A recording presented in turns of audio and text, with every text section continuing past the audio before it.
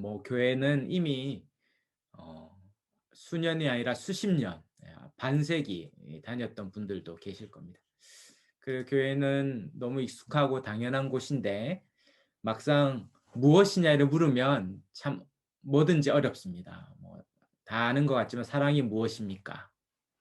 인생이 무엇입니까? 이렇게 물으면 어렵듯이 교회를 늘 다니고 있지만 교회가 무엇인가 하면 막상 대답하기가 어려울 수 있죠. 그러나 우리가 이 교회가 무엇인가 할 때 대답할 수 있어야 하는 것이죠. 왜냐하면 교회가 하나님이 주시는 복의 핵심이고 또 우리 자신이 교회이기 때문에 그렇습니다. 교회는 칼빈은 말하기로 교회는 신자들의 어머니고 구원의 방주다 이런 말도 했습니다. 제가 교회를 생각할 때 한 자매가 생각이 나요. 제가 청년부 사역할 때 자매였습니다. 그 자매는 이제 서울에 취직을 하러 왔는데 직장 생활 가운데 아는 사람이 없으니까 늘 혼자 있고 외롭고 또 일찍 출근해서 일찍 마치기 때문에 오후부터 해서 시간이 참 많았어요. 그러니까 혼자 있는 시간 또 무료한 시간이 많았기 때문에 쉽지 않았습니다. 또 연애를 했는데 연애가 실패하면서 나는 결혼할 수 없겠다 아니면 나는 이제 사랑받을 수 없겠다 이런 생각도 했던 것 같습니다. 그래서 인생을 그렇게 스스로 끊겠다 이런 마음도 먹었다 이런 얘기도 했어요. 그러다가 이제 정처 없이 하다가 동네에 이제 교회를 가야겠다. 교회를 다닌 적이 별로 없었던 자매였는데 그래서 이 지역에 동네에 있는 저희 교회에 왔고 제가 그때 담당 청년부 사역자였기 때문에 이제 저와 연결이 되었습니다. 자매와 이렇게 얘기를 쭉 듣는데 실상 제가 도와줄 수 있는 게 생각보다 많이 없더라고요. 제가 뭐 몇 번 복음을 전할 수는 있지만 그것만으로는 이 자매의 정서와 삶과 이 바운더리를 돌보지 않고는 어렵겠다 생각했습니다. 그래서 제가 한 건 결국 새가족 팀의 그 팀장 우리 청년 여자 청년과 팀장과 팀원들에게 맡겼죠. 그리고 할 수 있는 한 교회 와라. 시간이 많았기 때문에 교회는 수요예배도 있고 금요철야도 있고 토요일 새가족 공부도 있고 주일 예배도 있고 또 화요일 저녁에 성경 공부도 있었기 때문에 하여튼 할 수 있는 다 오라 했어요.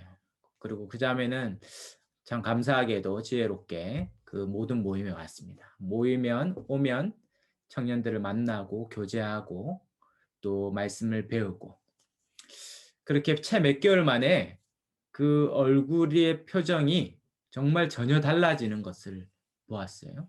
삶에 대한 그 부정적이고 또 내일에 대한 두려움에서 자유하게 되었고 스스로 긍정하고 그래서 그 자매가 양육을 받으면서 매주 양육을 받고 소감문을 쓰는 과제가 있었는데 이런 과제가 기억이 납니다. 자기가 하나님을 만난 이후에 이 동굴에서 한 줄기 빛이 나는 그 밖으로 서서히 걸어 나오면서 그 동굴 밖에 있는 환한 빛 가운데 주님을 만났다. 이런 자기의 회심을 기록한 것이 아직도 기억이 납니다. 교회는 뭔가 할 때 교회는 그 자매의 삶의 전부죠. 한 인생이 한 영혼이 온전하게 되는데 필요한 모든 것이 교회 안에 있습니다. 그렇게 그 자매는 나중에 이제 제가 부산에 오고 나중에 연락이 왔었는데 교회 안에서 결혼하고 아이를 셋이나 놓고 그렇게 참 복된 가정을 이루면서 열심히 신앙생활을 하고 있는 것을 들을 수 있었어요. 그 한 인생에 필요한 모든 것이 교회에 있죠. 그래서 교회는 이 신자들의 어머니다 이렇게 이야기합니다. 그 4페이지에 나와 있듯이 그 소개글의 박스 안에 있는 것처럼 교회는 우리 자신이죠. 우리 자신. 교회는 바로 건물이나 조직이 아니라는 걸 이제 너무 잘 아시죠? 교회는 우리가 눈에 보이는 건물이거나 어떠한 조직이 아니라 우리 자신입니다. 두세 사람이 내 이름으로 모인 곳에 내가 너희와 함께 하겠다 했으니 두세 사람으로 주의 이름을 모인 그곳이 작은 교회인 것이죠. 그리고 교회는 오늘 우리가 보겠지만 바로 하나님의 구원 경륜, 우리를 구원하고 이 세상을 구원하기 위한 모든 것이 교회로 모아져 있습니다. 그래서 구원 역사 속에서 우리는 교회가 절정이요, 목적이라는 것을 오늘 발견하게 될 거예요. 바로 교회는 하나님의 백성들의 모임이고 바로 저와 여러분이 교회입니다.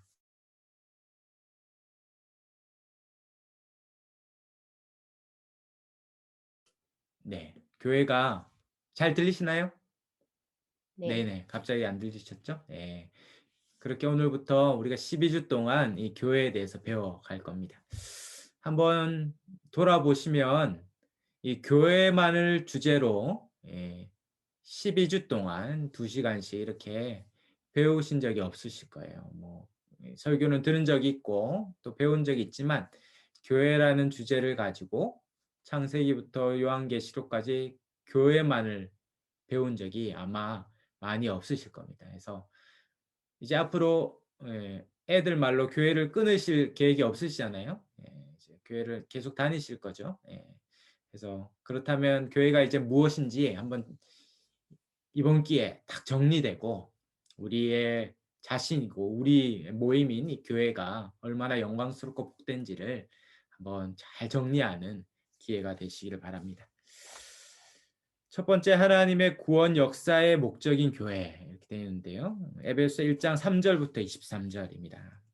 아마 많이 듣고 배우셨겠지만 이 에베소서 1장은 삼위 하나님, 성부, 성자, 성령 하나님의 관점에서 이 구원 역사 전체를 이 단 한 장에 정리하는 정말 가장 압축적으로 구원에 대해서 정리한 부분입니다. 그래서 정말 바울 사도께서 이걸 정리해 주셨다는 게 너무 감사해요. 우리가 이 짧은 이 한 장을 통해서 성경 전체를 이해할 수 있는 관점을 얻을 수 있습니다. 그래서 1장 3절부터 23절까지 한번 같이 읽어볼 텐데요. 좀 길지만 그래도 너무 중요한 본문이니까 같이 읽겠습니다. 물론 그 자리에서 읽으시면 저한테는 안 들리겠지만 그러나 다 들린다고 생각하시고 같이 한번 읽도록 하겠습니다. 에베소 1장 3절부터 23절 읽겠습니다. 시작. 찬송하리로다 하나님 곧 우리 주 예수 그리스도의 아버지께서 그리스도 안에서 하늘에 속한 모든 신령한 복을 우리에게 주시되 곧 창세전에 그리스도 안에서 우리를 택하사 우리로 사랑 안에서 그 앞에 거룩하고 흠이 없게 하시려고 그 기쁘신 뜻대로 우리를 예정하사 예수 그리스도로 말미암아 자기의 아들들이 되게 하셨으니 이는 그가 사랑하시는 자 안에서 우리에게 거저 주시는 바 그의 은혜의 영광을 찬송하게 하려는 것이라. 우리는 그리스도 안에서 그의 은혜의 풍성함을 따라 그의 피로 말미암아 속량 곧 죄사함을 받았느니라. 이는 그가 모든 지혜와 총명을 우리에게 넘치게 하사 그 뜻의 비밀을 우리에게 알리신 것이요 그의 기뻐하심을 따라 그리스도 안에서 때가 찬 경륜을 위하여 예정하신 것이니 하늘에 있는 것이나 땅에 있는 것이 다 그리스도 안에서 통일되게 하려 하심이라.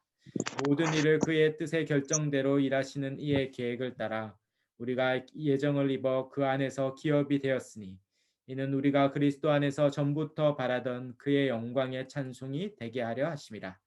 그 안에서 너희도 진리의 말씀 곧 너희의 구원의 복음을 듣고 그 안에서 또한 믿어 약속의 성령으로 인치심을 받았으니 이는 우리 기업의 보증이 되사 그 얻으신 것을 속량하시고 그의 영광을 찬송하게 하려 하심이라. 이로 말미암아 주 예수 안에서 너희 믿음과 모든 성도를 향한 사랑을 나도 듣고 내가 그 기도할 때에 기억하며 너희로 말미암아 감사하기를 그치지 아니하고 우리 주 예수 그리스도의 하나님 영광의 아버지께서 지혜와 계시의 영을 너에게 주사 하나님을 알게 하시고 너희 마음의 눈을 밝히사 그의 부르심의 소망이 무엇이며 성도 안에서 그 기업의 영광의 풍성함이 무엇이며 그의 힘의 위력으로 역사하심을 따라 믿는 우리에게 베푸신 능력의 지극히 크심이 어떠한 것을 너희로 알게 하시기를 구하노라. 그의 능력이 그리스도 안에서 역사하사 죽은 자들 가운데서 다시 살리시고 하늘에서 자기의 오른편에 앉히사 모든 통치와 권세와 능력과 주권과 이 세상뿐 아니라 오는 세상에 일컫는 모든 이름 위에 뛰어나게 하시고 또 만물을 그의 발 아래 복종하게 하시고 그를 만물 위의 교회의 머리로 삼으셨느니라. 교회는 그의 몸이니 만물 안에서 만물을 충만하게 하시는 이의 충만함이니라. 아멘. 아멘. 네. 3절에 보면 하늘에 속한 모든 신령한 복을 주셨다. 모든 복이죠. 이 하늘에 속한 모든 복을 주셨는데 그것이 4절에 보면 창세전에 이렇게 돼 있죠. 바로 이 복이 창세전부터 계획되어 있었어요. 특별히 창세전에 우리를 택하셔서 우리를 거룩하고 흠이 없게 하시려고 5절에 보면 예정하셨죠. 그리고 보면 자기의 아들들이 되게 하는. 그래서 창세전에 우리를 택하여서 하나님의 아들이 되는 이 특권을 주셨죠. 여기서 하나님의 아들이라는 것은 이 5페이지에 있는 것처럼 양자를 삼는 것입니다. 우리가 양자하면 친아들보다 못하다 이렇게 생각하는데 1세기에는 그렇지 않습니다. 율리우스 카이사르의 양자가 누굽니까? 로마의 카이사르의 양자가 옥타비아누스. 네. 그가 아시다시피 로마의 일대 황제, 이 카이사르의 권한을 다 위임받아서 로마의 일대 황제가 되는 특권을 얻었죠. 그 양자는 말 그대로 아버지의 모든 특권과 권세와 권한을 얻는 자인 거예요. 바로 하나님의 아들이 되었다는 것은 하나님의 그 어떠함을 다 상속받는 권세를 가졌다라는 겁니다. 그래서 아들을 다른 말로 상속자 이렇게 부를 수 있죠. 결국 우리가 받은 건 하나님 나라를 받는 거죠. 하나님 이 모든 것, 우리를 위해 지으시고 주시고자 하는 그 나라를 받는 것이고 다른 말로는 그 나라의 백성이 되는 하나님은 그 나라의 왕이자 주권자가 되셔서 그의 다스림을 받아서 그 모든 하나님 나라 천국의 복을 누리는 것입니다. 그것이 바로 하나님이 우리를 기뻐하시는 뜻 가운데 사랑하시는 가운데 우리에게 주신 거죠. 그런데 죄가 들어옴으로 결국 그 나라에서 쫓겨났죠. 에덴 동산에서 쫓겨났고 더 이상 죄로 인하여 그 나라에 들어갈 수 없었어요. 그러므로 이 죄의 문제를 해결하기 위해서 성부 하나님이 계획하시고 드디어 7절에 이 성자 예수님, 성자 하나님이 예수님이 우리를 위하여 십자가에 죽으시는 이 속량, 옛날 번역은 구속 이렇게 되어 있는데요. 바로 우리를 대신하여 우리의 죄를 위하여 형벌을 받아 죽으시는 이 속량, 구속, 이 대속의 죽음을 통해서 우리가 하나님 나라에 들어갈 수 있는 길이 열렸어요. 그것이 바로 죄사함의 은총이죠. 죄사함. 바로 예수님이 우리의 죄를 대신하여 죽으심으로 우리의 죄가 해결되고 다시 하나님 나라에 들어가서 그 복을 얻을 수 있게 되었습니다. 그것이 바로 그 피로 말미암는 속량, 죄사함의 은혜죠. 그것이 9절에는 비밀이었어요. 그 뜻의 비밀이었죠. 십자가에 죽으실 때까지도 아무도 몰랐어요. 하물며 사탄도 몰랐어요. 그래서 사탄이 예수님이 죽을 때 이겼다 이렇게 생각했지만 그가 십자가에 죽고 3일 만에 부활함으로 우리를 구원할 길이 드디어 이 십자가의 죽음을 통해 열린 것이 만천하에 드러난 것입니다. 바로 감춰졌던 비밀이 9절에 나오듯이 이제 알려졌어요. 드디어 그리스도 안에 있는 이 때가 찬 경륜, 이 경륜이라 할 때 오늘 이 경륜이라는 단어를 배워가는데요. 경륜은 풀어서 쉽게 말한다면 구원 계획이죠. 구원 계획. 자전거 경기가 아닙니다. 경륜.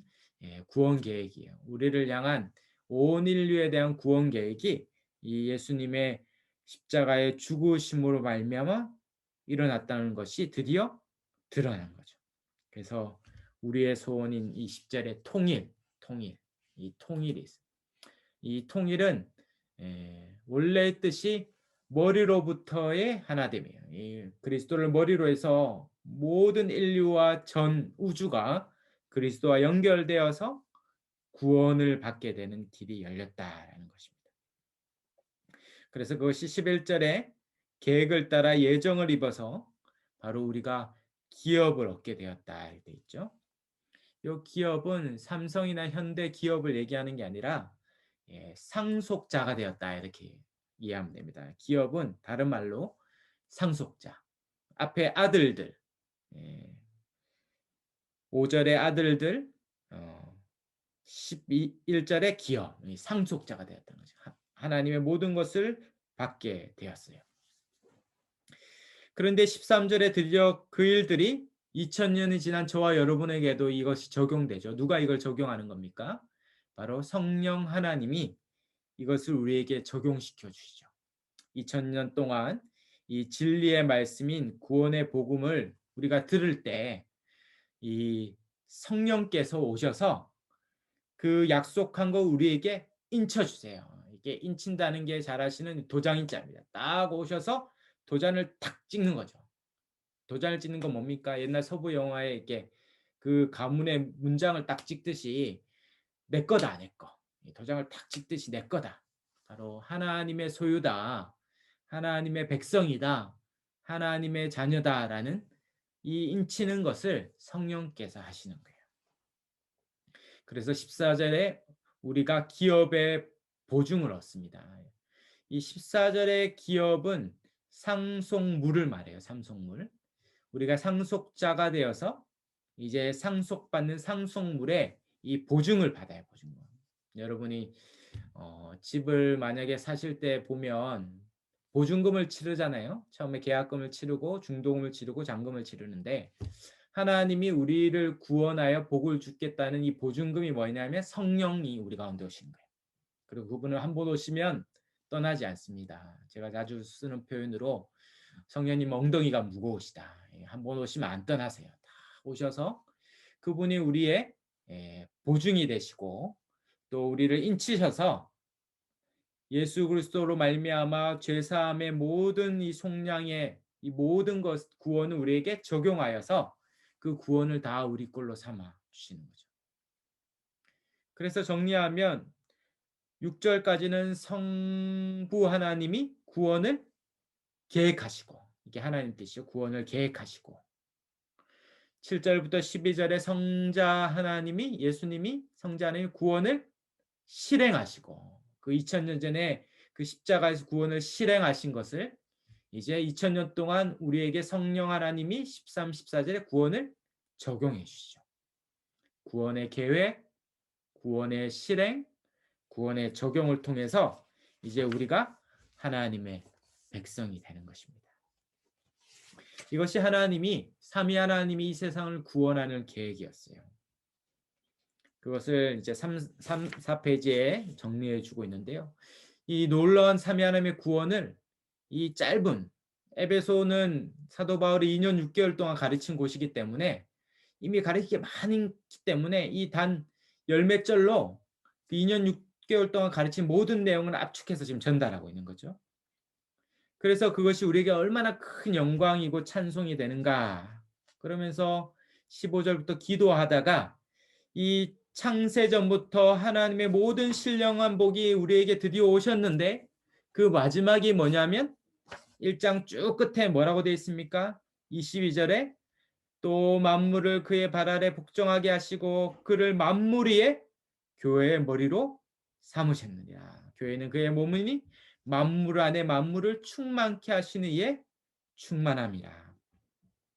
이 모든 구원의 복이 그리스도 안에서 이루어졌는데 이 만물의 위에 교회가 있는데 교회의 머리가 그리스도고 교회는 그리스도의 몸이에요.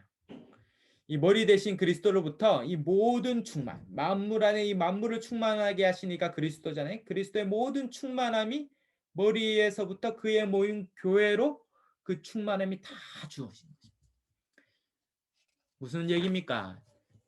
하늘에 속한 모든 신령한 복을 우리에게 주시기 위해서 창세전부터 성부 하나님이 계획하시고 성자 하나님이 실행하시고 성령 하나님이 오고 오는 모든 세대에 그 복을 적용하시면서 그것이 다 부어지는 곳이 어디냐면 바로 교회다. 교회다.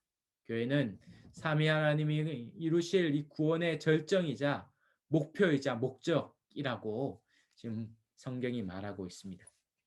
그래서 4페이지에 갈로 4번에 있는 것처럼 교회는 그렇게 그리스도를 믿어 성령으로 인침받아 죄사함을 받은 이 하나님의 백성들이 모인 그곳이 교회예요, 교회. 그래서 하나님이 교회에 하나님의 모든 복을 다 주셔서 그곳에 거하도록 하신 거죠. 머리 대신 그리스도로부터 그 모든 충만한 것이 그의 몸인 교회에 다 있는 거죠. 하나님이 하늘에 속한 모든 복을 누구에게 주셨다고요? 교회에게. 교회에게. 그러므로 밑에 박스 안에 정리되어 있는 것처럼 이 에베소 1장을 통해서 하나님의 구원 경륜에 결국 새로운 하나님의 백성을 창조한 것이 바로 교회를 세우기 위한 것이다. 바로 교회는 창세 전부터 하나님이 구원을 계획하시고 진행하시면서 드디어 탄생한 것이죠. 그러므로 교회는 하나님의 구원 경륜의 수단이가 과정이 아니라 목적이다. 목적. 교회를 통해서 세상을 구원하는 게 아니라 교회 자체가 하나님의 구원의 목적이에요. 마지막 우리가 주님이 재림하거나 우리가 죽어서 들어가는 건 영원한 교회, 완성된 교회에 들어가는 거죠. 그러므로 교회는 이 땅에서 잠시 있다 사라지거나 혼자 신앙생활하면 외로우니까 좀 같이 모여서 교회에 와서 신앙생활하면 좋아요. 이 정도가 아니라 원래부터 하나님이 세상을 구원하여 복 주시려는 곳으로 탄생시킨 곳이 저와 여러분이 속한 교회라는 것이죠. 교회는 있다가 사라지거나 없어도 괜찮은 것이 아니라 교회는 반드시 하나님이 있어야 될 하나님의 구원의 목적이라는 것이 목적. 그래서 성경은 처음부터 가나안 성도, 교회를 안 나가는 성도 이걸 전제하지 않다는 거죠. 교회는 하나님의 구원의 계획의 시작부터 있었고 예수님이 십자가에 죽으심으로 우리에게 주신 복도 교회요. 성령이 우리에게 계속적으로 주시는 복의 실체가 교회라는 것입니다. 교회. 이것은 성경 전체가 말하고 있어요. 교회는 신약에 예수님이 내 교회를 세우겠다. 이 마태복음 16장에 처음 교회라는 말이 이 헬라어로 에클레시아라고 처음 있었지만 그러나 그것이 구약엔 없었냐? 그렇지 않아요. 구약에서부터 있었어요. 성경 전체 내용이 교회와에 관한 것입니다.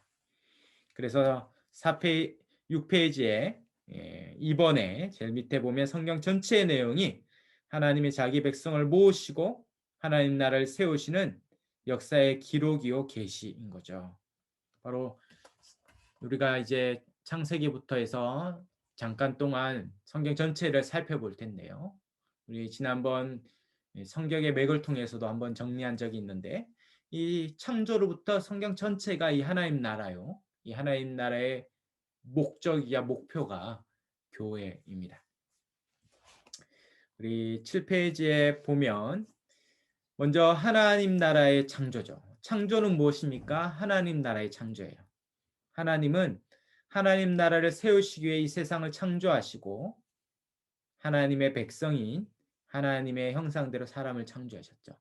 나라의 3요소가 주권, 영토, 국민이잖아요.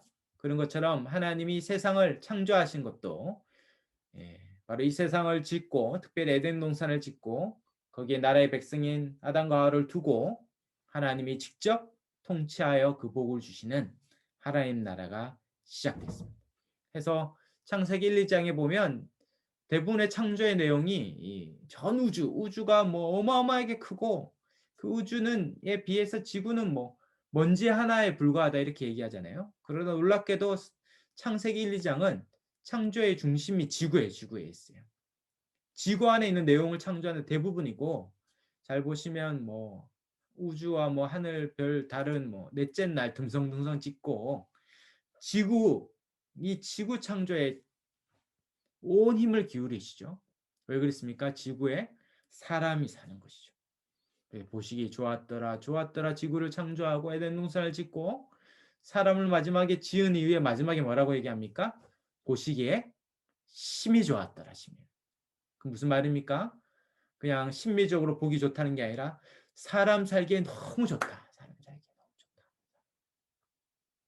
그렇게 하나님께서 사람을 거기에 두시고 사람이 하나님의 말씀의 뜻에 순종함으로 그 모든 복을 누리고 안식을 누리는 곳을 창조하셨습니다. 혹시 다 살아 계십니까? 할렐루야. 네. 예. 예. 안식했는데 지금 안식하시면 안 됩니다. 지금은 깨어 있어야 되는데. 예. 네. 한 번씩 제가 이렇게 혹시나 집중이 안 되실까 봐 중간중간 환기시키도록 하겠습니다. 네. 너무 다들 잘 하고 계십니다. 그런데 곧 아시다시피 갈로 이번에 있는 것처럼 하나님 나라에서 추방당하죠. 그 핵심은 죄죠, 죄. 죄는 뭡니까? 죄는 단순히 선악과를 먹었다는 게 아니라 하나님 말씀에 불순종한 거죠. 먹지 말라 했던 그 단 하나의 계명을 어겼는데 그것은 결국 이 뱀의 유혹의 핵심, 하나님 같이 돼요. 그러니까 하나님 같이 될 수 있다는 이 하나님 나라의 주 대신 하나님을 거부하고 스스로 자기 나라를 세우겠다. 하나님 나라에 내가 순종하지 않고 내가 내 나라 세우겠다. 그것이 죄의 핵심이고 하나님부터의 독립이고 지상 그것은 사단의 밑으로 기어 들어가는 결과가 되었죠. 그러므로 하나님이 다스리는 나라에 더 이상 있을 수 없기 때문에 거기서 쫓겨나 추방당합니다. 그래서 하나님 나라의 모든 복을 상실하고 결핍과 빈곤, 목마름과 허기가 그 인생의 특징이 되었죠. 그렇게 범죄하여 추방당한 이후에 갈로 3번에 있듯이 하나님 나라를 하나님께서 포기하지 않고 회복을 약속해 줍니다. 사람은 범죄하고 타락하여 추방당했지만 하나님은 그들을 회복할 것들을 약속하죠. 그래서 죄를 지은 그 즉시 우리가 잘 아는 창세기 3장 15절에 여자의 후손이 뱀의 머리를 상한다. 바로 여자의 후손으로 오실 그이가 이 사단을 짓밟고 우리를 구원할 것을 약속해 주고 그 아담을 먹게 했던 하와를 향하여 뭐라고 얘기했겠습니까? 하와 때문에 먹었으니까 원수 이렇게 이름을 지어야 되는데 그러지 않고 생명 이렇게 하와라는 뜻이 생명이잖아요. 왜 하와를 원수 이렇게 부르지 않고 생명이라고 부릅니까? 그것은 여자의 후손을 통해 여자를 통해 나올 그 생명이 우리를 장차 구원할 거기 때문에 하와 생명 이렇게 부르죠. 그리고 예수님이 그 바스러지는 그 나뭇잎이 아니라 무화과 나뭇잎이 아니라 가죽옷을 지어 입혀주시죠. 그것은 단순히 보호의 의미라기보다는 동물의 죽음으로 우리를 보호하는 바로 대속의 죽음을 통해 우리가 구원받을 것을 예표해 주고 있습니다. 그래서 즉각적으로 사장에 가면 아벨이 제사를 드림을 하나님 앞에 나왔고 또 노아 때 세상이 다시 한번 홍수로 심판받고 무지개를 통해 언약을 맺으시면서 하나님이 언약으로 이 백성을 구원할 것을 약속해 주셨죠. 그리고 우리가 잘 아는 창세기 12장에 이르러 명시적으로 아브라함과 그 후손을 통하여서 언약을 맺어 우리를 구원하겠다. 이 12장, 15장, 17장에 나옵니다. 우리가 성경의 맥을 한번 하신 분들은 이해가 되실 텐데요. 그렇게 아브라함과 이삭과 야곱과 그 12아들을 통하여서 구약 전체가 이 아브라함의 언약을 통해 장차 오실 아브라함의 후손인 그 한 사람을 통해 우리가 구원받을 것을 계속 약속해 주고 있습니다. 그리고 실제적으로 구약에 갈로 4번에 있는 것처럼 우리의 모형적으로 성취가 부분적으로 되었죠. 아브라함의 후손인 이스라엘 민족이 탄생하고 이스라엘 민족과 하나님 함께 하시기 위해 그들을 애굽의 노예 생활에서 건져내어 구원하고 공식적으로 시내산에서 언약을 체결하시죠. 거기에 핵심이 뭡니까? 나는 너의 하나님이 되고 너희는 내 백성이 되겠다. 다시 하나님 나라를 이루겠다. 내가 너를 백성 삼아 저 약속의 땅인 가나안 땅에서 새로운 나라를 세우겠다. 지금 약속했습니다. 그리고 실제적으로 하나님이 그들과 함께 하시죠. 그 함께 하시는 증거가 뭐였습니까? 성막이었고 나중에는 성전으로 하나님이 함께 하셔서 세상 어느 나라도 누리지 못하는 복을 누렸어요. 그러나 아시다시피 이스라엘 백성은 언약을 맺자마자 하나님과 신의 산 언약을 맺자마자 그 다음 페이지에 나오듯이 즉각적으로 또 불순종하고 반영하죠. 모세가 시내산에 올라간 그 사이에 밑에서는 금송아지를 만들어서 하나님을 배반하고 끊임없이 이스라엘 백성은 반역과 불순종의 역사가 되었습니다. 하나님이 함께 하겠다 했는데 자꾸 다른 신을 섬기고 스스로 하나님과 무관하게 자기 나라를 세우려는 불순종과 우상 숭배 가운데 하나님 나라의 왕이신 그분의 통치를 거부했죠. 결국 반복적인 실패 가운데 결국 하나님은 아담과 하와가 이스라엘 에덴 동산에서 쫓겨나듯이 결국 약속의 땅인 가나안 땅에서 쫓겨납니다.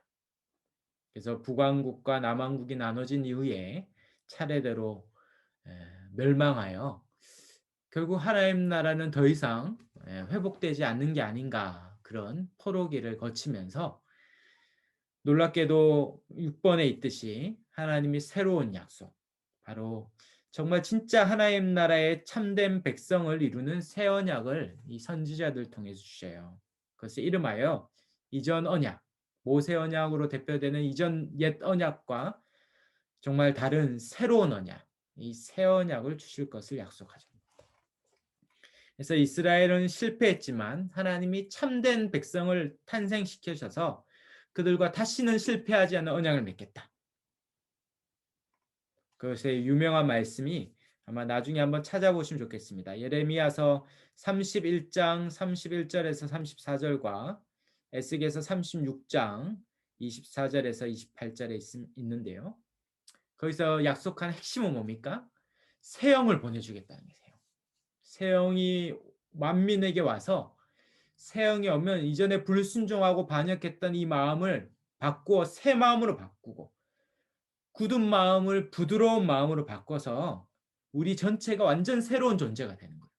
그래서 하나님의 말씀을 즐거이 마음으로부터 순종하는 새로운 백성을 하나님이 탄생시켜서 이제 하나님의 뜻대로 순종하여 그 복을 실패함 없이 영원히 누리는 백성을 만들어내겠다. 그것을 약속해 주는 거죠. 그리고 결국 그것을 누가 이루십니까? 우리가 잘 아는 대로 바로 단 한 사람, 바로 구약과 신약을 가르고 BCI들을 가른 예수님이 이 땅에 오셔서 바로 이 새 언약을 성취하시고 그 새 언약의 복을 우리에게 주시죠.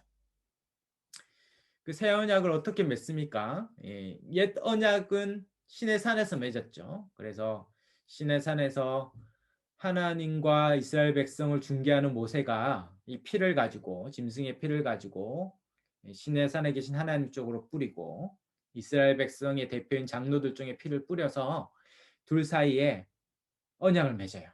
하나님은 이들의 백성이 되고 하나님이 되고 이스라엘은 하나님의 백성이 되는 언약을 맺는데 예수님이 드디어 새 언약을 맺죠. 바로 우리가 잘 아는 십자가에 죽으시기 전날 밤에 최후의 만찬 때 예수님이 이 유월절 어린 양이 되셔서, 원래 유월절 식탁에는 그 어린 양이 중심의 요리인데 다른 건 다 준비했는데 어린 양이 없었어요. 결국 어린 양은 누굽니까? 예수님이죠. 예수님. 세례요한이 예수님을 향하여 요한복음 1장 29절에 보라 세상 죄를 지고 가는 하나님의 어린 양이다. 유월절 어린 양으로 오셔서 그가 이 최후의 만찬 때 떡과 잔을 나누면서 이것은 내 몸이요 내 피다.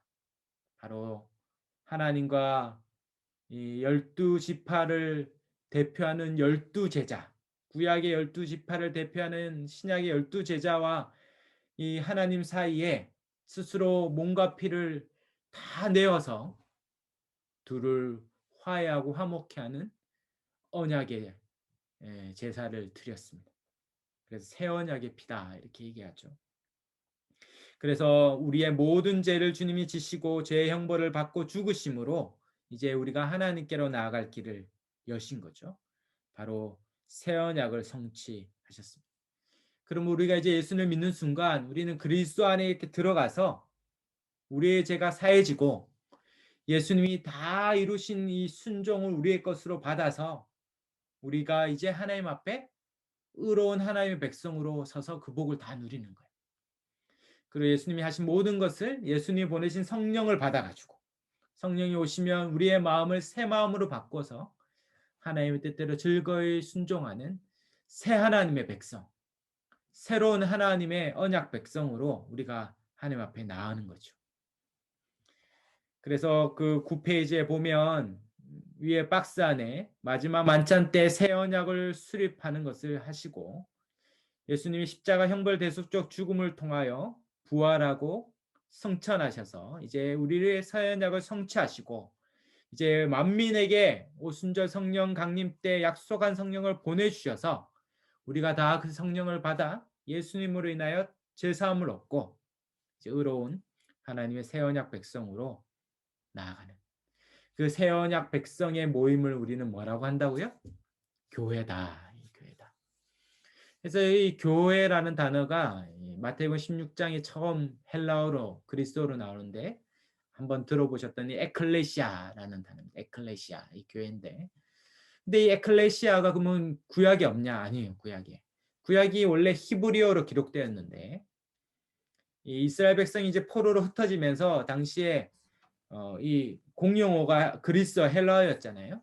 그래서 이제 히브리어를 못하는 유대인들 위해서 이 히브리어 성경을 새롭게 번역을 했어야 됐어요. 그래서 기원전에 유대인들이 구약 성경을 그리스어 헬라어로 번역을 하면서 구약에 나오는 여호와의 총회, 뭐 여호와의 회중 이런 단어인 회중, 총회, 여호와 이름으로 모이는 모임, 이것을 히브리어로 칼이라고 하는데, 이 칼이라는 단어를 헬라어로 뭐라고 번역했다고요? 예, 에클레시아. 결국 교회는 뭡니까? 하나님의 이름으로 모이는 자들을, 하나님의 백성을 교회라는 거죠. 구약은 스데반이 설교하죠. 구약은 광야교회다. 광야교회. 바로 구약은 하나님의 백성인 광야교회, 이스라엘 백성이죠. 그들은 실패했지만, 옛 언약 백성은 실패했지만 그리스도 안에 새 언약 백성인 교회는 다시는 실패함이 없이 하나님의 복을 다 누리게 되는 것이죠. 그리고 이 백성은 마지막 갈로 8번인 것처럼 장차 완성된 하나님 나라에 다 들어가서 그 교회가 하나님 나라 자체가 되어 그 모든 복을 누리는 것입니다. 우리는 이제 그 하나님 나라의 완성을 향하여 나그네로 본향을 향해 나가는 저와 여러분의 이 교회인 거죠.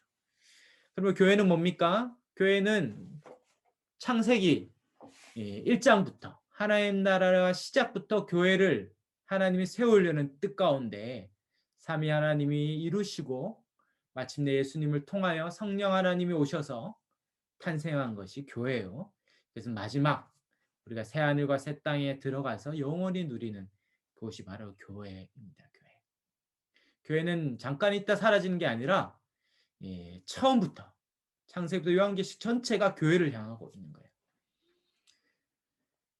이렇게 교회를 설명하니까 어떤 분은 너무 놀라워하더라고요. 야, 교회가 이런 것이나. 난 교회는 그냥 혼자 신앙생활하면 힘드니까 모여서 신앙생활하면 괜찮으니까 모이는 그런 곳인 줄 알았는데, 교회가 이 구약 전체와 신약 전체가 구원의 목표요, 목적이요, 우리의 장차갈 마지막 그것도 이 교회 안에 달려 있다는 것을 보고 정말 깜짝 놀라는 분이 계신데, 그렇습니다. 교회는 하나님이 이 세상을 구원하는 수단이나 통로가 아니라 교회가 우리의 구원의 목적이요, 종착지요, 우리 영원히 누려야 될 곳이 교회입니다. 네, 너무 잘 오셨죠? 이 교회가 얼마나 영광스럽고 복되고 충만한지 우리가 한번 계속적으로 같이 알아가도록 하겠습니다. 우리 교재는 9페이지 하나님의 새 언약 백성이 교회의 영광과 충만, 우리 한번 같이 보겠습니다. 우리 읽었던 말씀이긴 하지만 한 번 더 같이 읽을까요? 우리 에베소서 1장 20절에서 23절 말씀인데요. 교회에 대한 아주 영광스러운 말씀이죠. 같이 읽겠습니다. 시작. 그의 능력이 그리스도 안에서 역사하사 죽은 자들 가운데서 다시 살리시고 하늘에서 자기의 오른편에 앉히사 모든 통치와 권세와 능력과 주권과 이 세상뿐 아니라 오는 세상에 일컫는 모든 이름 위에 뛰어나게 하시고 또 만물을 그의 발 아래 복종하게 하시고 그를 만물 위에 교회의 머리로 삼으셨느니라. 교회는 그의 몸이니 만물 안에서 만물을 충만하게 하시는 이의 충만함이니라. 아멘. 네. 여기 보면 그리스도 안에서 역사했다. 그래서 그리스도 안에 있다. 우리의 존재가 위치가 그리스도 안에 있습니다. 그래서 being in Christ, 이 in Christ, 그리스도 안에, 주 안에, 예수 안에, 이 안에 있다는 게 너무 중요한 의미죠. 바로 저와 여러분이 교회는 그리스도 안에 있는 존재인 것이죠. 바로 그리스도 안에서 하나님의 새 언약 백성인 교회가 탄생했습니다. 갈라디아서 3장에 보면 아브라함의 자손이 여러 자손이 아니라 단 하나의 자손이다 얘기하면서 바로 예수 그리스도가 아브라함의 그 단 하나의 자손이죠. 그리고 우리가 그 아브라함의 자손인 예수님이 아브라함의 약속한 모든 복을 다 받으시고, 그러니까 구약에 있는 모든 약속된 복이 그리스도 안에 다 모아졌어요. 그리고 우리는 그리스도 안에 우리가 들어가서 그 복에 참여하는 것이죠. 그러므로 그리스도 안에 있다는 것은 이 신구약 성경의 모든 복이 다 우리의 것으로 되었다라는 것입니다. 그리스도 안에 어떤 일이 있었습니까? 십자가를 통하여 죄사함이 이루어졌고 예수님이 다 이루신 이 의도 우리 것으로 삼고 또 그리스도가 성취하신 새 언약의 복도 다 우리 것으로 삼고 우리가 그리스도 안에서 하나님의 새 언약 백성이 다 되는 것입니다. 그래서 다음 페이지에 10페이지 넘어가면 바로 이것이 주님이 말한 내 교회죠. 내 교회. 우리가 잘 아는 마태복음 16장 18절에 이 반석 위에 내 교회를 세우겠다. 이 베드로의 신앙 고백, 베드로와 12제자, 베드로를 포함해 12제자의 이 신앙 고백 위에 교회가 서는데 이게 내 교회다. 내 교회. 바로 예수님이 그 누구의 교회가 아니라 이 교회는 내 교회다. 내가 주인이고 내가 다스리는 내 교회다라고 말하고 있습니다. 바로 우리가 예수님을 믿을 때 바로 예수님 안에 들어와서 예수님 안에서 하나님의 새 언약 백성으로서 이 예수님의 모든 충만함을 그 안에서 누리는 거죠. 그거를 우리가 읽었던 22절, 23절에는 이 인체에 비유하는데 바로 머리와 몸의 비유죠. 바로 예수님이 머리가 되시고 교회가 그의 몸이 되는 겁니다. 이거는 이제 비유기 때문에 우리 몸은 머리로부터 모든 지시와 공급을 받아서 움직이잖아요. 그런 의미에서 교회는 이 그리스도를 머리로 한 몸이죠, 몸. 그래서 머리라는 것은 어떠한 근원이나 원천, 권위, 통치 이런 걸 말합니다. 그래서 머리에 그리스도의 안에 모든 충만함이 머리에 있는데 머리로부터 모든 충만함이 내려와서 몸으로 와서 모든 충만함이 몸에 같이 누리는 거예요. 그래서 우리는 교회를 그리스도의 모든 충만함이 머무는 곳이다. 그래서 그리스도가 주신 모든 복이 어디에 있습니까? 몸에 있어요. 다른 어디에 있지 않고 그리스도 머리 대신 그리스도의 모든 충만함과 영광이 몸으로 다 흘러와서 이 몸인 교회 안에 예수님의 모든 충만함과 복이 있습니다. 예수 믿으면 뭐가 좋은지, 예수 믿으면 뭐가 복인지, 예수 믿으면 얼마나 풍성한지 어디 가면 알 수 있습니까? 교회. 이 몸인 교회에 들어오면 다 압니다. 교회 안에 한 인생, 제가 첫 시간에도 비유한 것처럼 예를 든 것처럼 한 인생이 누리는 모든 필요가 교회 안에 다 있어요. 한 인생이 온전하게 되고 또 하나님이 원래부터 주시려는 이 사람을 창조 때부터 주려는 모든 복이 어떤 것인지 그걸 어떻게 누릴 수 있는지 어떻게 회복할 수 있는지를 다 어디서 합니까? 그리스도의 몸인 교회 안에 들어오면 그걸 다 누릴 수 있게 됩니다. 그러므로 밑에 3번에 있는 것처럼 그리스도의 몸인 교회는 곧 하나님의 새 언약 백성으로 주 예수 그리스도의 모든 충만함으로 충만한 거죠. 이 13절에 언뜻 보면 무슨 의미인지 이해할 수 없지만 이제 이해가 되실 거예요.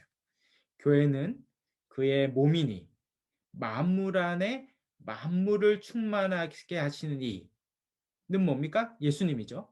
만물 안에 만물을 충만하게 하시는 예수님의 충만함이 교회예요. 교회. 예수님의 모든 충만함이 거하는 곳이 바로 그의 몸인 교회입니다. 교회. 머리와 몸이 하나로 연결되어 있어서 그리스도의 모든 충만함을 그의 몸이 다 누리고 참여합니다. 요한복음 15장에 있는 이 포도나무와 가지의 비유와 같은 것이죠. 포도나무에 가지가 붙어 있지 아니하면 아무것도 누리지 못하지만 가지가 포도나무에 붙어 있으면 절로 가시를 맺는 것처럼 그리스도의 머리에 몸이 붙어 있으므로 머리부터 모든 충만함이 몸인 교회가 다 누려서 그리스도의 충만함과 생명과 그 모든 복을 누리는 것입니다. 그러므로 교회는 갈로 2번에 있는 것처럼 그리스도의 충만함으로 가득하기 때문에 절대로 실패하거나 그 지위를 잃거나 거의 상실하지 않아요.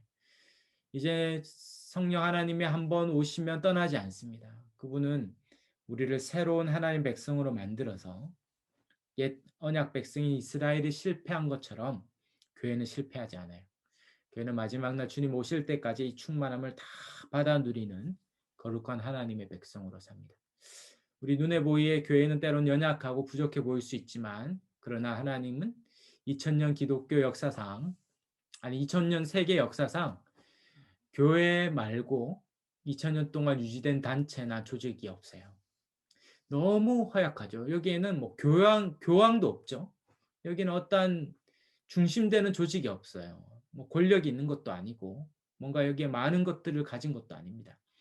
그런데 교회는 2000년 동안 그 누구가 조정하지도 않았는데 교회는 단 한 번도 위축되거나 사라지지 않고 이스라엘을 시작으로 해서 온 유럽과 대서양을 건너서 온 아메리카와 태평양을 건너서 이 은둔의 땅 조선과 이 아시아 그리고 마지막 서남아시아 중동까지 아주 편만하게 어떠한 종교도 어떠한 종파도 이루지 못했던 전 세계 모든 곳에 아주 충만하게 임하고 있죠. 누가 그렇게 주도한 것입니까? 교회의 머리 대신 그리스도가 그의 몸된 교회마다 충만히 거하셔서 신실하게 여기까지 온 것이죠. 그리고 반드시 마지막 날까지 하나님께서 이 사명을 능히 이루실 겁니다. 그러므로 묵상과 적용 우리 한번 보시면 1번에 교회는 하나님의 구원의 목적이요 절정이요 최종 도착지입니다. 삼위 하나님은 교회를 이루시고 세우시기 위해 지금까지 구원 역사를 진행하셨고 그러므로 교회를 가장 귀한 것으로 여기며 소중하게 여겨야 하죠. 사람들은 자꾸 교회를 뭐 의미가 있어요. 뭐 충전소다.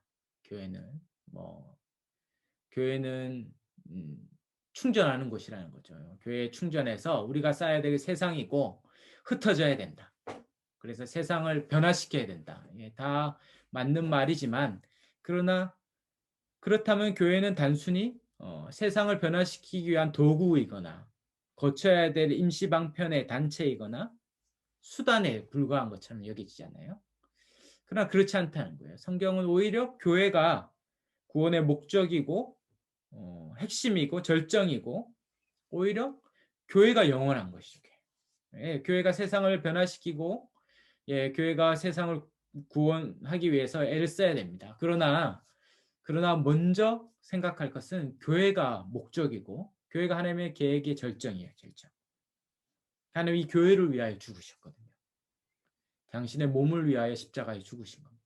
그리고 이 교회는 영원한 하나님 나라 천국까지 이어질 거예요. 그러면 우리는 교회가 가장 소중한 하나님이 구원하신 목적이라는 걸 잊지 말아야 됩니다. 단순히 교회가 세상을 변화시키거나 개혁하기 위한 도구로 수단으로 보지 말고 교회 자체가 복이에요. 그래서 교회가 너무 모이기만 한다. 뭐 모이기만 하면 안 되겠죠. 뭐 나가서 복음도 전해야겠지만, 그러나 1차적으로 교회는 모이는 곳이에요. 모여서 하나님의 은혜와 복이 얼마나 큰지를 누리는 것입니다. 잘 생각해 보십시오. 천국에 가면 교회가 하는 여러 사역 중에 대부분이 없어져요. 전도, 이런 것들은 천국에 없죠. 사회 변화, 이런 것도 천국엔 없어요. 완성된 천국은 신자들만에 있기 때문에. 그러나 뭔 있습니까? 예배와 교제, 이것은 영원히 이어지죠. 바로 교회가 그런 곳이라는 거죠. 교회가 영원한 하나님을 예배하고 영원한 하나님을 예배하는 백성들이 모여서 교제하는 것이죠. 그래서 마태복음 5장의 세상의 빛이요 소금이라는 것은 세상을 비추는 사명을 가지는 곳이 교회라는 게 아니라 세상이 이 교회를 보면서 깜짝 놀라는 거죠. 산 위에 높이 솟은 등대처럼 환하게 교회를 보면서 다 어둠 가운데 절망 가운데 사는데 교회가 빛으로 세상에 드러나니까 와보라 와보라, 여기에 진짜 생명이 있고 진짜 사람 사는 것이 있고 진짜 참 사랑이 있고 진짜 행복이 있고 진짜 인간다운 삶이 여기에 있다. 사람들이 교회를 보고 깜짝 놀라고 뭐랍니까? 나도 거기 가봐야겠다. 나도 그곳에 가서 살아야겠다. 그래서 교회는 세상을 향하여 빛으로 주는 거죠. 우리가 각각 나가서 세상을 밝히는 빛으로 살아야 된다는 것도 의미가 있지만, 기본적인 것은 모여서 우리가 존재하는 그 모습이 세상이 볼 때 빛이고 사람들이 소망의 교회구나. 그래서 교회로 사람들이 오는 것입니다. 그렇게 교회는 다음 페이지 큰 2번에 있는 것처럼 하나님이 다스리는 백성으로서 하나님의 통치에 순종함으로 하나님께 영광을 돌리며 복을 누리는 곳이에요. 하나님의 통치 가운데 새 언약 백성인 교회는 그렇게 교회적 존재로, 이제 이런 표현을 많이 쓸 겁니다. 제가 가르치는 작년 한 해 동안 제가 섬기는 교구의 이제 마을 목자 분들과 이 말씀도 나눴는데, 이제 입술에 붙었어요. 우리는 교회적 존재다.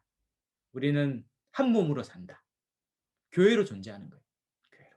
아마 다음 주 2강이 진짜 중요하거든요. 2강을 모르면 3강이 대부분 이해가 안 될 겁니다. 물론 3강 때도 3강이 제일 중요하겠다 얘기하겠지만, 그러나 하여튼 2강이 제일 중요해요.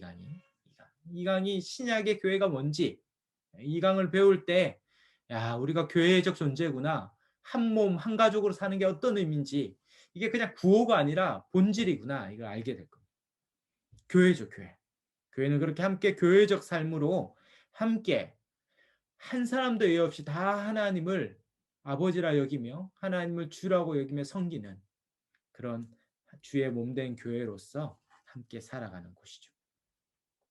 그렇게 함께 하나님의 통치에 순종함으로 하나님이 주신 머리 대신 그리스도로부터 모든 영광과 충만을 받는 것이죠. 그 안식과 기쁨과 평강을 순종함으로 다 누립니다.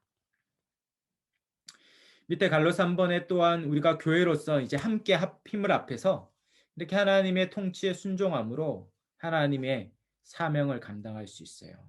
교회는 하나님께 한 마음이 얼마나 힘듭니까? 동서남북으로 다 또 세대 간에 또 성별과 인종 간에 정말 가족 간에도 정치적 견해 그거 하나 다르다고 해서 막 서로 원수가 되는 이 말도 안 되는 일이 일어나고 있잖아요. 이 한 마음이 그렇게 안 되는데 교회는 그리스도 안에서 같은 마음으로 한 마음으로 하나님의 뜻에 한 마음으로 순종하는 한 몸 된 교회적 존재로 살아가는 거예요. 이 세상에 정말 하나님의 뜻과 무관하게 살아가는 자들이 예수를 믿음으로 교회 안에 들어와서 그렇게 하나 되어 살아가는 새로운 인류. 그래서 에베소서 강의를 쓴 이 존 스토트 목사님은 에베소서 강의 제목이 하나님의 새로운 사회, 이 뉴 소사이어티, 이 새로운 사회. 사람들은 뭐 살기 좋다고 호주로 이민 갔다가 또 호주에 이민 간 사람들은 또 거기서도 안 되겠다 싶어서 또 미국으로 이민 간다 그러더라고요. 또 미국에 가다가 또 안 되겠다 해서 다시 한국으로 역이민 오고 그러다가 이제 인생의 끝이 나는데, 그리스도의 몸 안으로 이민 와야 되는 거죠. 그 안에 들어올 때 여기에 가장 인간답게 가장 복되게 사는 길이 그리스도의 몸인 교회 안에 있다라는 거죠. 그것이 바로 우리의 존재의 이유자 최고의 목적이자 복이다라고 말하고 있습니다. 그러므로 큰 산번의 교회는 이렇게 새롭게 회복된 새 언약의 백성이에요. 구약 시대에 하나님의 뜻에 순종하는 데 실패한 이 옛 언약 백성인 이스라엘은 하나님을 주로 삼아서 그 백성으로서 그 복을 누리며 살았는데, 그러나 결국 불순종함으로 그 나라가 다 멸망했죠. 그러나 이제 성령이 우리 가운데 오셨어요. 그분은 오실 때 우리의 몇 군데 우리 삶의 중심에 오셨습니다. 그리고 우리의 이 굳은 마음들, 불순종했던 이 마음들을 역전시키셔서 하나님 앞에 순종하는 마음, 신뢰하는 그 마음으로 바꾸셨어요. 그리고 새 마음을 가진 이제 새로운 하나님의 백성으로 이제 하나님의 뜻대로 순종할 마음을 다 갖는 거죠. 저도 갖고 여러분 한 사람 한 사람이 다 그 마음으로, 같은 마음으로 하나님을 향하니 그 한 마음이 된 하나님의 그리스도의 몸된 교회로 살아가기 시작하는 거죠. 다 하나님의 뜻대로 살 마음이 있고, 다 그 법에 순종하고 하나님을 사랑하고 이웃을 사랑하는 마음을 가지니까 그것이 천국이 되는 것이죠. 그렇게 성령을 받은 모든 성도가 이런 새 마음을 가지고 그렇게 담대하게 믿고 순종하며 살아가는 것입니다. 제가 이렇게 강의를 하다 보면 목사님 말은 너무 좋아요. 말은 너무 좋아요. 그렇게 되면 저도 정말 좋겠어요. 근데 이제 뒤에 말이 중요하죠. 예, 목사님 그게 되겠습니까? 되겠습니까? 제가 한두 해 신앙생활 한 게 아닙니다.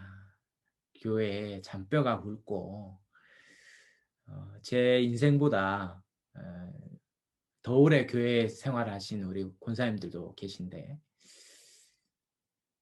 안 된다는 거죠. 안 된다. 불가능하다는 거예요. 천국에 가면 되겠죠. 완성된 죽어서 가거나 주님 재림하면 천국에 가면 될지는 모르지만 이 땅에서 그게 되겠습니까? 네. 저도 뭐 그게 다 이루어진 교회를 다녔냐 또 그렇게 물으면 뭐 대답하기는 쉽지 않아요. 그러나 사랑하는 여러분, 이제 여기 계신 이제 78분 계신데 안 된다고 생각하고 이제 앞으로 신앙생활을 쭉 하는 것과 이때까지 안 됐어요. 그러나 성경은 뭐라고 얘기하냐면 이게 하나님의 약속이자 주님이 주시려는 교회다. 이게 성경이 말하는 교회에 향한 비전이고 우리를 향해 주시는 복의 절정이고 전부인데, 우리는 이 교회가 한 마음과 한 뜻으로 하나님 주신 모든 복을 이 교회는 어떤 우주적 교회를 생각하시면 안 됩니다. 교회 생각하면 우리가 다니는 교회, 수영로 교회, 뭐 무슨 교회, 이 지역 교회야, 지역 교회. 성경에 나오는 모든 교회는 다 그 지역 교회, 고린도 교회, 에베소 교회, 원래 교회는 지역 교회로 있어요. 그리고 우리가 죽으면 이제 지역을 초월한 우주적 교회, 영원한 교회에 들어가겠지만 우리가 이 땅에 발을 딛고 있는 한은 다 지역 교회에 속해 있어요. 우리가 속하는 그 지역 교회, 어떠한 소그룹, 모임 있죠. 거기에 뭐 좋아요. 그러나 또 거기엔 아쉬움도 있죠. 상처도 있어요. 그래서 어떤 분은 너무 가까이 하면 상처가 되니까 몇 번 해보다가 이제 적당한 선을 유지하는 것이 스킬이죠. 교회 다니는 스킬이고 지혜다, 이렇게 가르치기도 합니다. 사랑하는 여러분, 이게 우리의 현실일 수 있어요. 그러나 한번 이제 서로 우리 마음을 열고 정말 성경이 우리에게 말하는 교회의 이상과 비전은 뭔가, 성경이 우리에게 주시려는 이 교회의 이 복의 절정이자 목표자 전부라고 얘기하는데, 우리 현실은 그렇지 않을지라도 교회가 이것이라면 우리가 이것을 믿음으로 받는 거죠. 안 될 것이다. 개인적으로도 심각한 패배주의 가운데 끊임없이 넘어지고 실패하고 또 서로 그렇게 깊이 한몸 되어 살아가는 것들이 안 되면서 내 마음을 주는 것들이 주저앉게 되고, 그래서 안 되는구나, 뭐 코로나 때문에 더 우울하고 못 만나고 그러면서 전반적인 패배주의와 낙심이 이 분위기, 그리고 또 뉴스를 열거나 인터넷을 열면 교회에 대한 안 좋은 뉴스들과 소식들이 있으면서 더 실망되고, 그러면서 교회가 세상의 소망이다 이렇게 말하기가 주저해야 되는 이 상황에서도, 그러나 그게 현실일 수 있지만 오늘 우리가 성경이 말하는 하나님이 교회가 우리의 구원의 경륜의 목적이자 목표라는 이 사실, 교회 안에 하나님의 속한 모든 복이 부어졌고 그리스도의 모든 충만이 머무는 것이 그의 몸된 교회라면 이 교회를 통해 하나님이 이 세상을 구원할 것이다. 실패함 없이 교회를 통해 하나님이 영광을 받을 것이다. 그리고 우리가 그런 같은 마음과 열망을 가지고 우리 이곳에 참여한 우리가 먼저 회개하고 다시 교회에 대한 이상과 비전을 회복하면 하나님이 기뻐하시는 이 교회를 우리가 함께 만들어 가게 될 줄 믿습니다. 한번 해보시겠습니까? 네.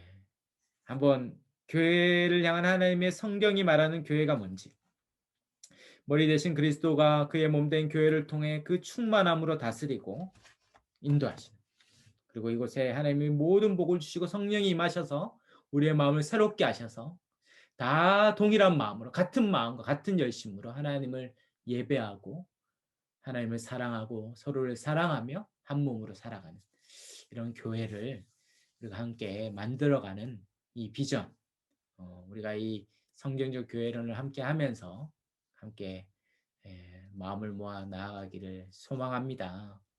네. 그래서 현실, 눈에 보이는 현실이 우리의 비전이 되지 말고 이 성경이 말하는 약속한 것이 우리의 비전이 돼야 돼요. 그러니까 눈에 보이는 것이 현실이 아니고 성경이 진짜 현실이고 이게 진짜고 눈에 보이는 게 가짜예요, 가짜.